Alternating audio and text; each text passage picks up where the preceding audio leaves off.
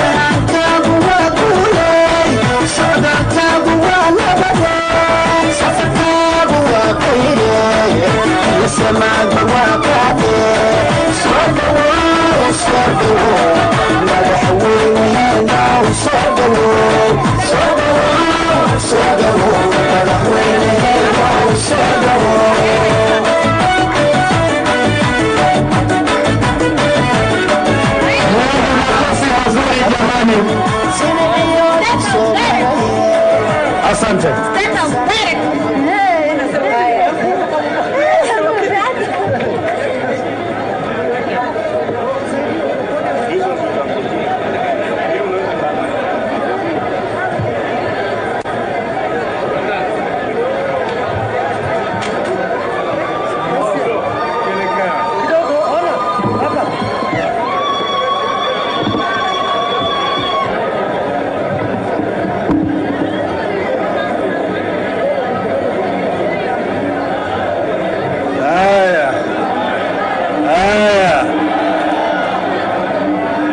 Wananchi wa kaskazini, hamjambo. Assalamu alaikum wa rahmatullahi ta'ala wa barakatuh.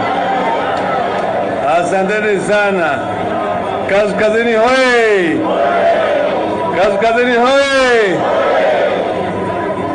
Leo nina furaha ambayo haina kifani. Manake tangu tufike hapa Garissa jana tulipata mapokezi ya kipekee,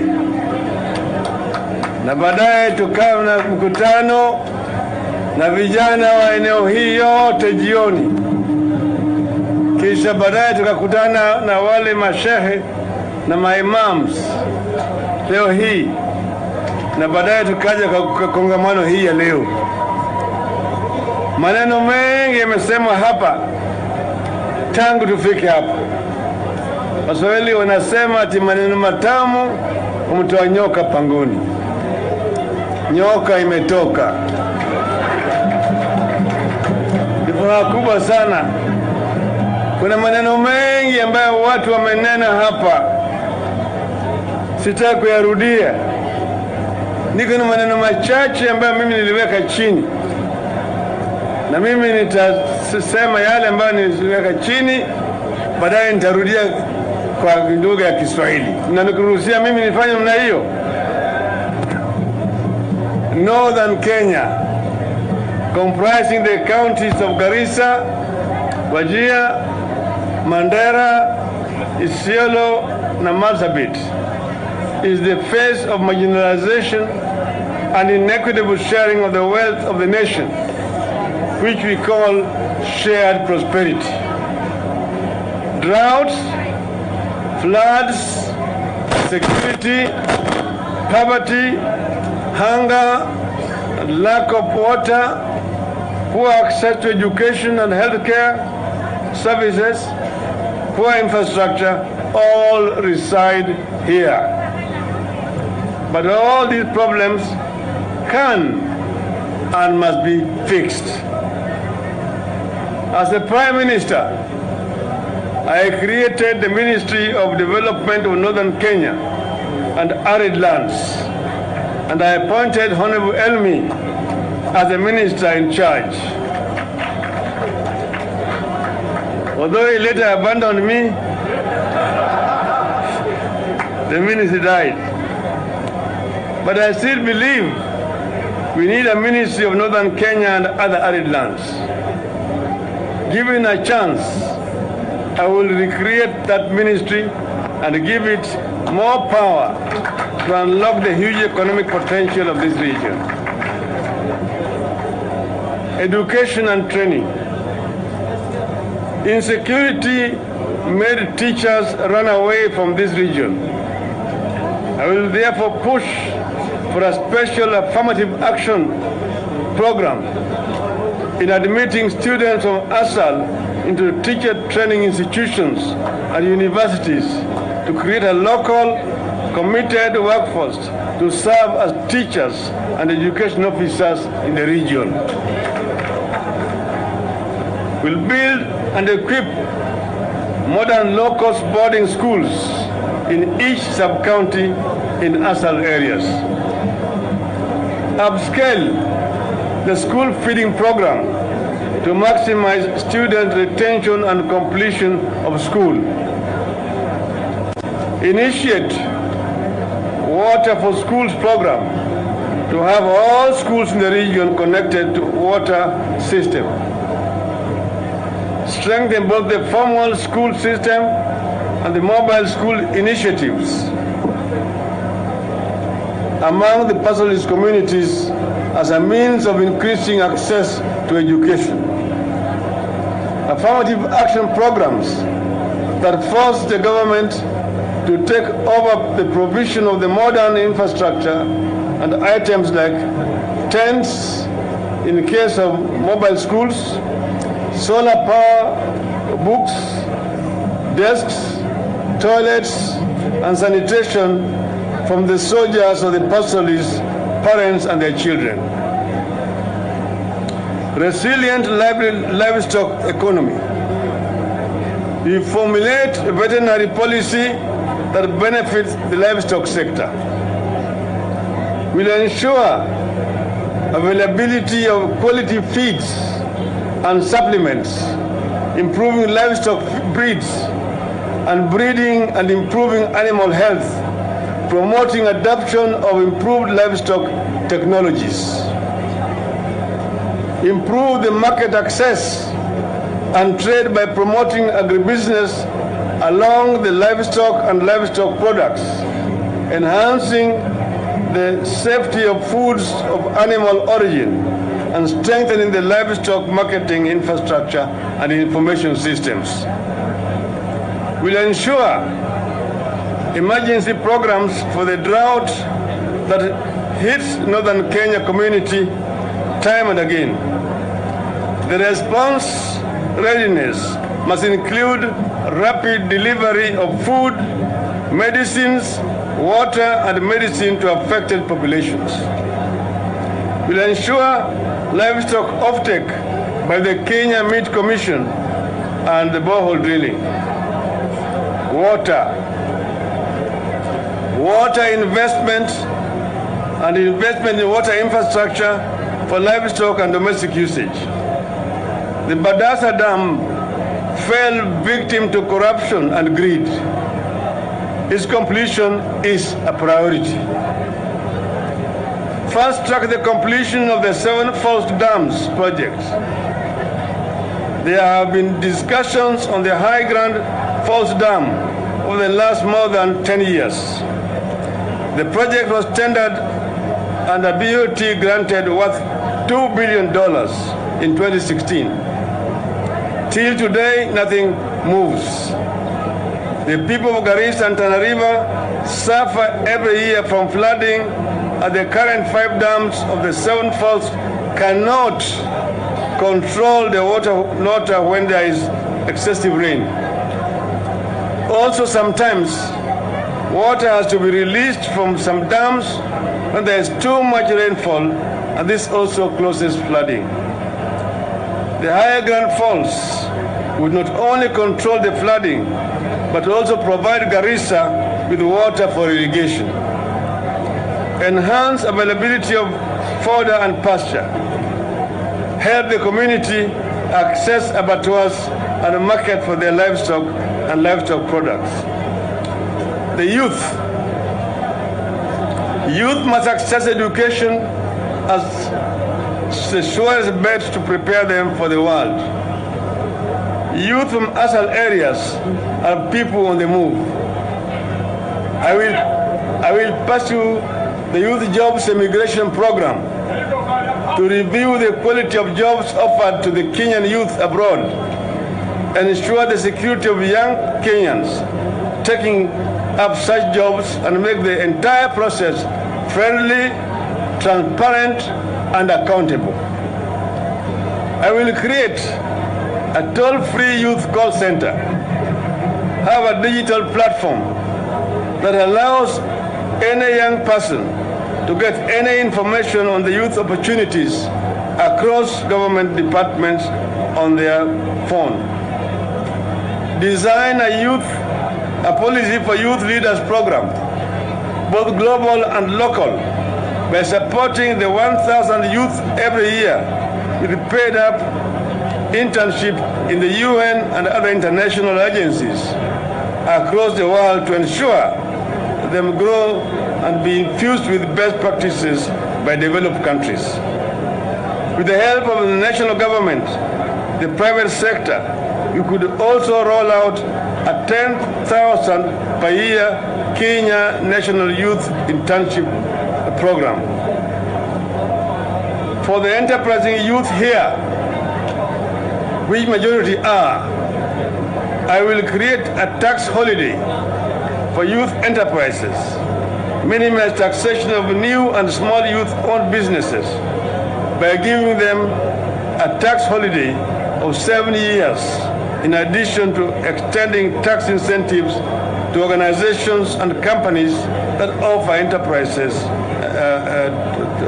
and employment to the youth. I will ensure real action, not just policies on paper, to enable young people start and stay in business. Ease of doing business in Kenya must begin with particular attention to and providing accountability mechanisms for how easy it is for young people to start a venture and build up a business. The tax holiday for youth businesses must be a reality, but is just a start. We will revamp and empower and activate the youth one-stop shops, provide strategic youth-focused services, including access to ICT, entrepreneurship training, and guidance and counseling on drugs and substance abuse, HIV/AIDS prevention, among others. There is the issue of ICT and the issue of IDs.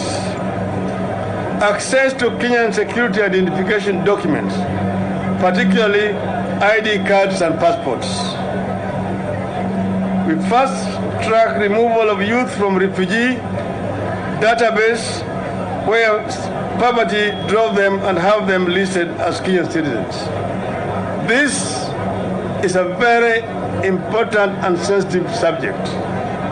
As a Prime Minister, I directed my minister in charge of immigration to open a passport office here in Garissa. I am told that that office was closed. We will reopen it. And we will ensure that Kenyans who have attained the age of 18 are automatically issued with their identity cards. We know that there are a number of youths who are forced by the circumstances to register as refugees to be able to access food which was being given to the refugees in the camps. These are Kenyans. And I know that the government set up a task force to look into this matter. We would like that the recommendation of that task force to be implemented. And these youths, upon verification, should be automatically registered and issued the ID cards as Kenyans. Women. We will provide the women with the opportunity to earn a living. Work with the government, NGOs, and UN agencies to help women engage in businesses and agriculture. Support women to go for leadership and public service positions. And we'll give women ID cards and passports. And we'll help girls access education. Kwa muktasari, mimi nataka kusema namna hii, naambia watu wa kaskazini wa Kenya, ati kaskazini ni Kenya. Na Kenya hii hakuna kabila ambayo iko hapa kwa mwaliko ya mwingine. Kila Mkenya ni Mkenya by right. We have historical issues to deal with, but those issues can be addressed so that Kenya becomes united. We know also that we have a border with Somalia, but we also have got a border with Ethiopia, with South Sudan, with Uganda, with Tanzania. We know the security issues. As a Prime Minister, I was party to the decision to take KDF into Somalia. And we know the challenges that are in Somalia. But that is not a reason for restricting trade between our people and Somalia. So it is possible to be able to open up the border with certain provisions, and these are issues that will be discussed with the KDF so that the economy along our border does not suffer. We can allow our people to do businesses with the people of Somalia. So this region is a rich region. There's water flowing from up country through Tana River, is passing through Garissa here, carrying a lot of water into the Indian Ocean. Indian Ocean does not need water. We need this water here inland. And there's already a plan to build a Grand Falls Dam.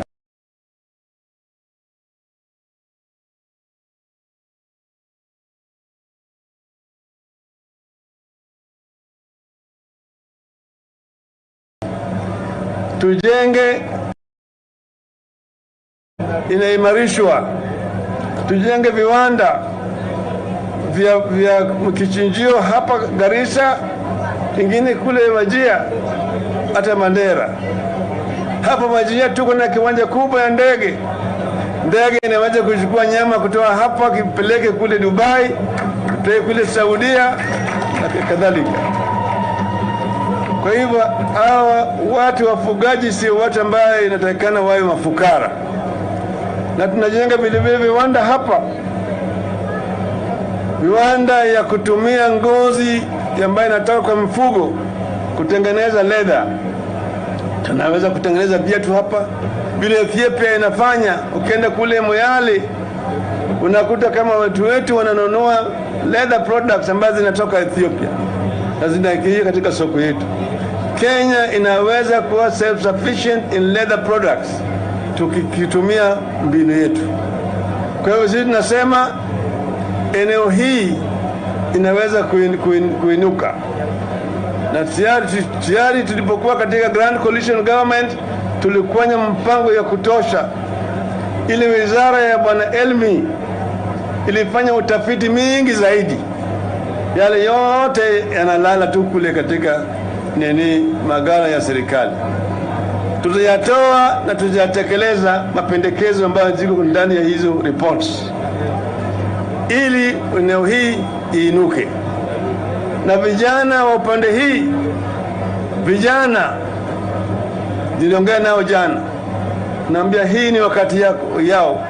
Mapinduzi ya tatu ni ya mapinduzi ya uchumi na kuinua vijana ili vijana waweze kuwa kama wale ambao watakuwa wanazalisha mali kwa taifa letu. The youth of our country need to be empowered so that they can be able to create wealth in our country.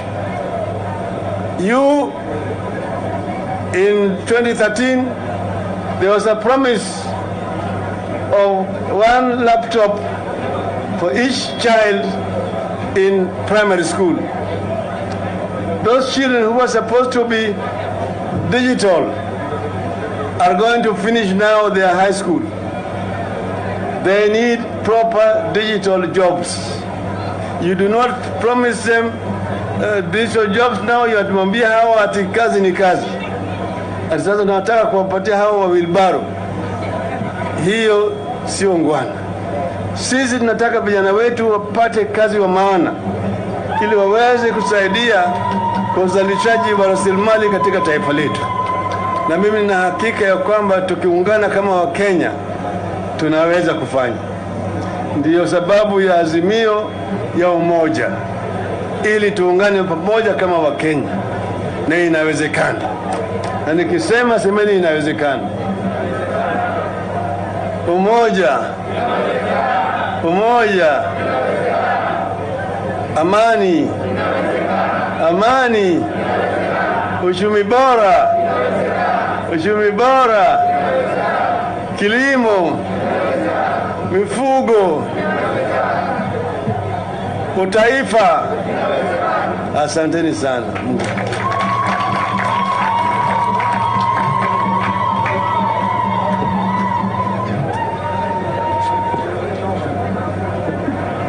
Check.